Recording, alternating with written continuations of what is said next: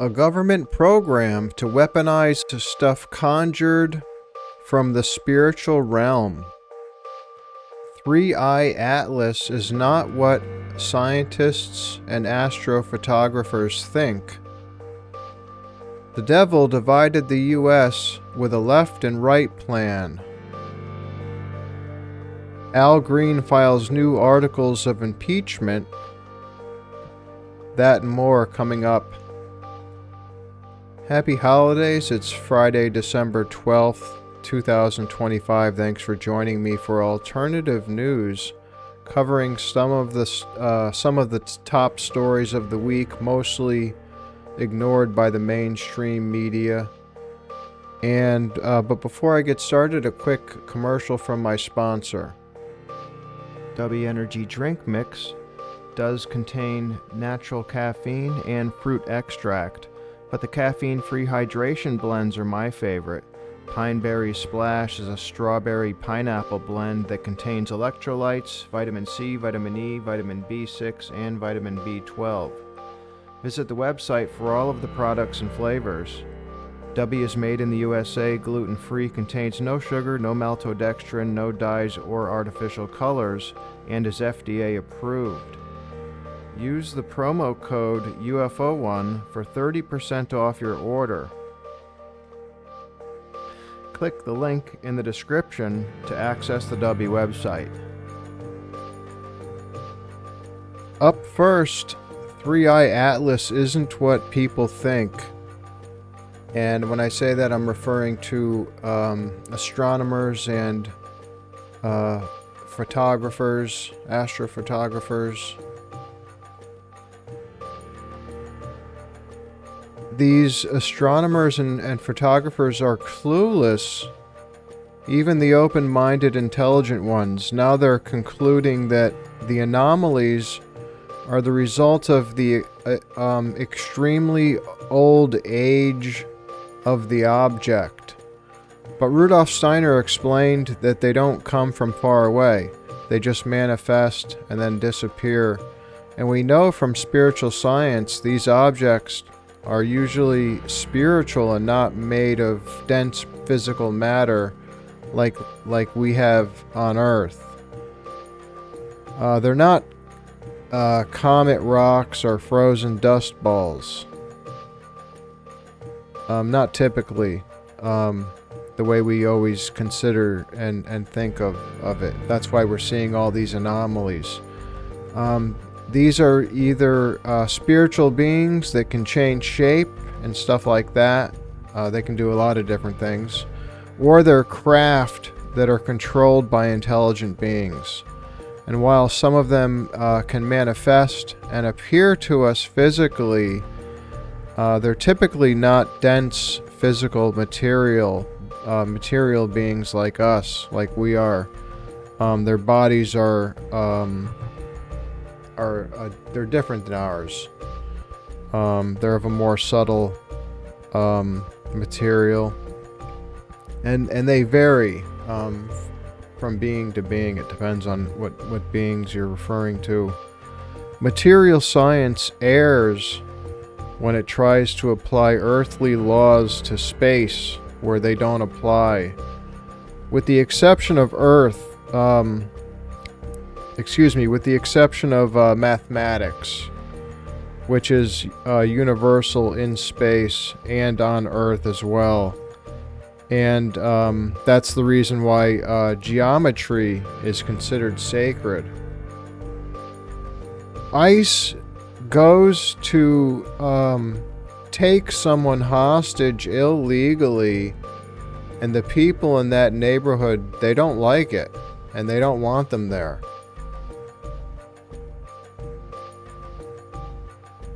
I'm going to share this clip with you now. Someone in the house that they want.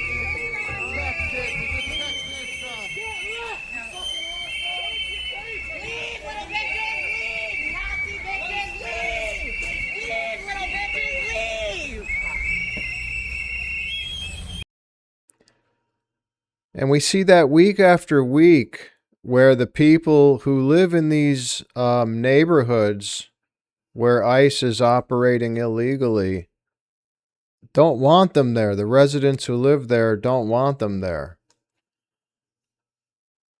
Here's Al Green earlier today, after he introduced new articles of impeachment and they voted yesterday. So they talk about waving my cane. Yes, I'm waving my cane. And I'm pointing it straight at all of you who are antithetical to righteousness, antithetical to what we did yesterday in bringing these articles to a vote. I'm pointing my cane at you. I'm pointing at those people who are a part of the news media, who will bring me up and say things about me, but won't allow me to respond to them. You know who you are. Justice will be served. Yesterday, the sword of justice swung across the House of Representatives, and it left its indelible mark. People know now that we mean business. Yes, we mean business. And you could hear him yelling there. And but unfortunately, he's a Democrat. Very bad. 140 Democrats voted to proceed with impeachment. That was good. But 47 of them did not vote, and 23 of the Democrats voted alongside 214 Republicans to table the resolution. So the articles of impeachment won't move forward. 140 Democrats voted to proceed. So why is Al Green the only one presenting articles of impeachment? That's my question. And this is what I don't know, maybe the third time or so, or fourth time now that he's doing it. Very bad sign. Every day, someone different should introduce articles of impeachment, one article each day. But every single day, keep introducing them, keep forcing a vote. There's 140 people that voted. That's 140 people that should be introducing articles each day. That's my personal opinion. Next, we're going to talk about how the Pledge of Allegiance plays into this story that I'm covering personally. I'm doing a story tonight where we're going to talk about this. And, they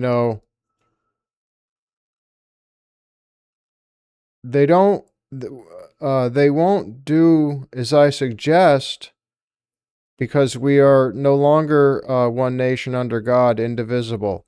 I'll explain how the devil divided us with the two-party left-wing, right-wing system, and now divided, we can't have liberty and justice for all. So, and that gets back to what I was saying a moment ago about how we're so divided in Congress, for example. I was just explaining how they won't impeach this president because that would take a unified vote, and there's too much division, and it's designed for that.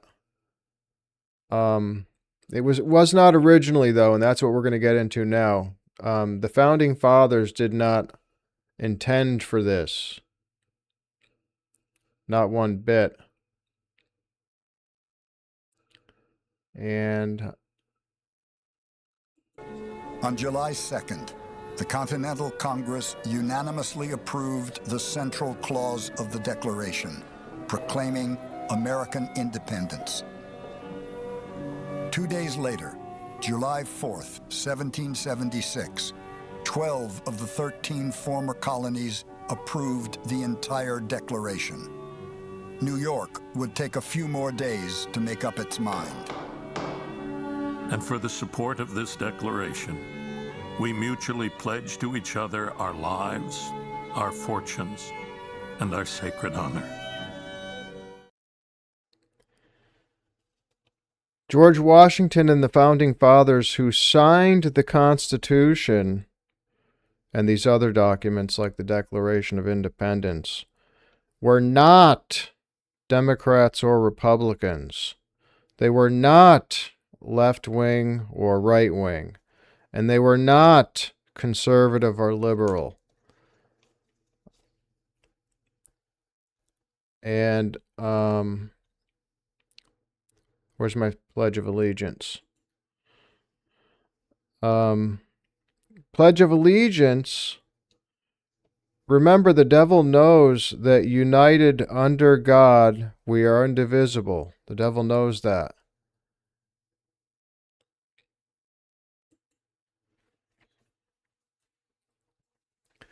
Now I'm going to show you guys, we'll talk a little bit about the two wings of the same bird, the left wing, right wing political parties.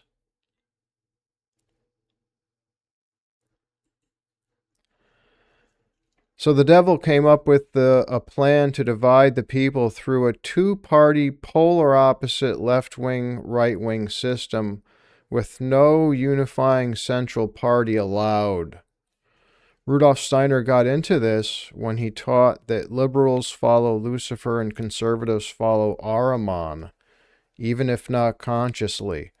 And Rudolf Steiner, the most brilliant scientist in modern history, was also a doctor and an architect, an artist, as well as a sculptor. And he made a sculpture of Lucifer, shown on the left, and one of Ahriman, shown on the right. I superimposed Biden over Lucifer and Trump over Ahriman, and got a match with both. Check it out.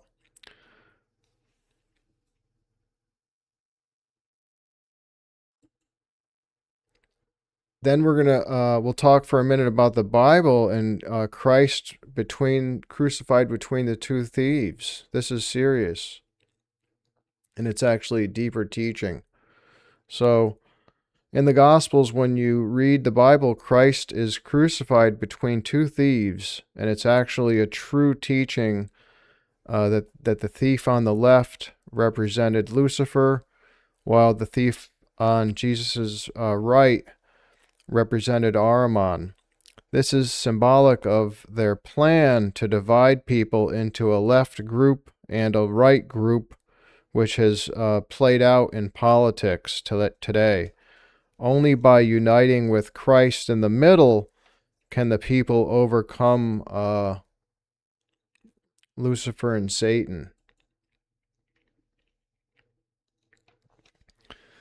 Some people suggest Trump is a Freemason, like the Founding Fathers were, but as a Freemason myself, I can say I don't think so, because Trump is really un-Masonic. He's very anti-Masonic, and his membership would really be a violation of Masonic law, which I'm familiar with.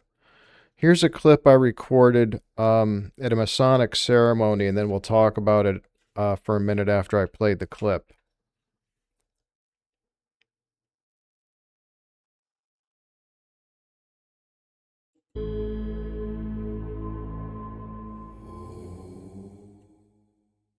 Right, face, color bearer, one step forward. Ladies and gentlemen, honored guests, brothers all, direct your attention to the flag of our glorious country. It is always displayed at the front of every public gathering, where it is accorded a position of highest honor. It is a constant source of inspiration to every lover of his country and to every true brother of our craft. It demands unswerving loyalty and wholehearted devotion to the principles of which it is a glorious representative. It is a majestic symbol of freedom under a constitutional government. Beneath its protective folds, liberty, equality, and fraternity have become the heritage of every citizen, while the oppressed of many nations have found peace and happiness in the land over which it floats. The flags of many mighty empires have come and gone, and yet our flag, the stars and stripes, endures. It alone of all flags expresses the sovereignty of the people, speaking, which remains when all else has passed away. Speaking with the voice of the people, it carries the sanctity of revelation. He who lives under it and is loyal to it is loyal to truth and justice everywhere. So long as it shall fly, government of the people, by the people, and for the people, shall not perish from this earth.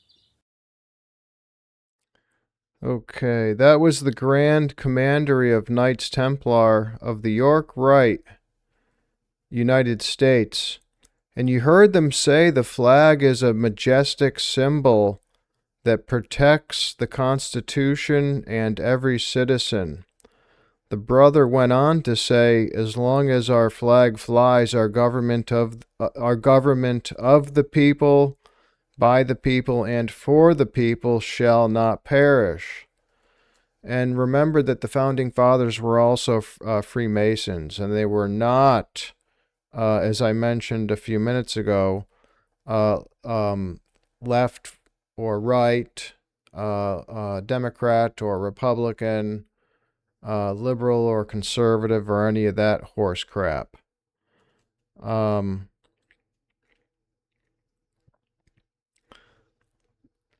And the brother went on to say, as long as our flag flies, you know, it's not that the government of the people will not perish. But Trump has done nothing but violate the Constitution since he has been president.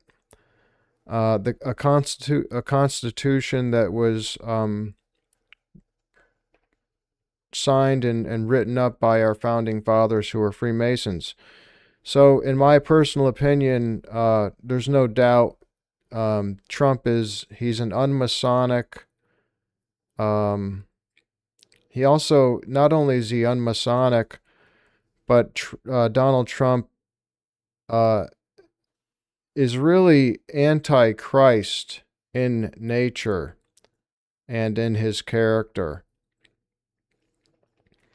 Up next, we're going to take a look at the Capitol at the live cam.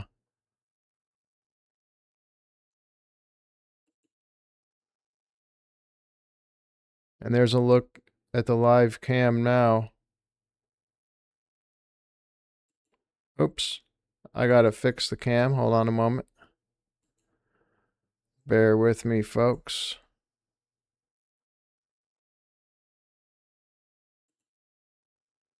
Okay. And there's the cam. I had to refresh it there. But it is 9:26 p.m. on the East Coast, and so it's going to be later on the West Coast. And 34 degrees Fahrenheit there.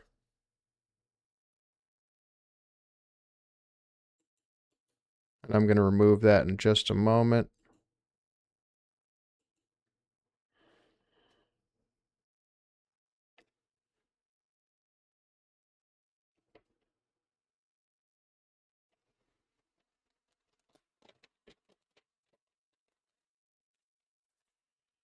Okay.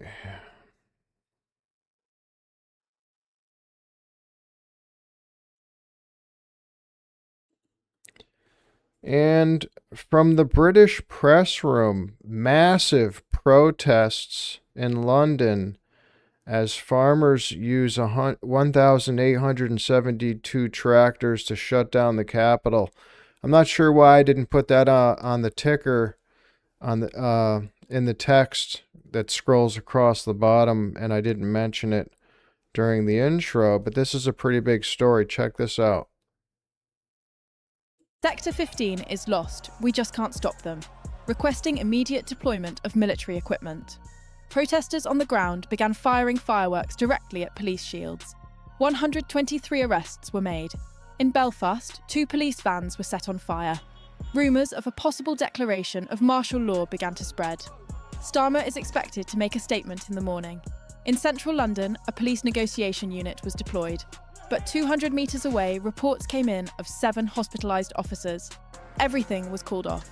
The demands from the tractors are absolute. Total repeal of so-called agricultural property relief, changes or the blockade remains. Starmer's cabinet looks at a spreadsheet and sees a £3 million asset that should be taxed. The farmer looks at that same land and sees a workplace that generates less than £30,000 in annual profit. The new 20% levy on assets over 1 million is not a tax on wealth. It is a tax on existence. And you heard the issue there is the people are being overtaxed. And it sounded like they were being pretty heavily overtaxed to the point to where businesses are going to have to close or people are going to go hungry. Big problem there. Up next, a government program to conjure up spiritual stuff to be weaponized. This is pretty interesting. Check this out. And this is going to be my final story for the evening.